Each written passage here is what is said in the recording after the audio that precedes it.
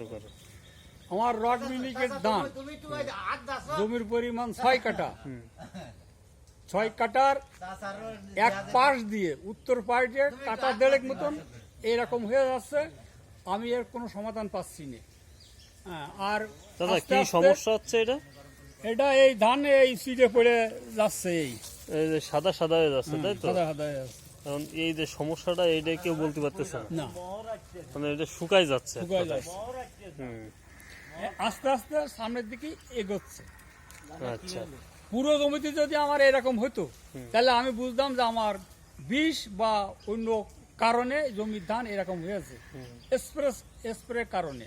কিন্তু আমি সেটা আমি ক্যারেট তেল আর অ্যামাস্টার টপ হালকা পরিমাণে দিছি। ক্যারেটে যেহেতু আমার ধানের বাইল ভেরানো হয়ে গেছে, সেহেতু আমি বেশি দিতে পারিনি, অল্প সীমিত দিছি।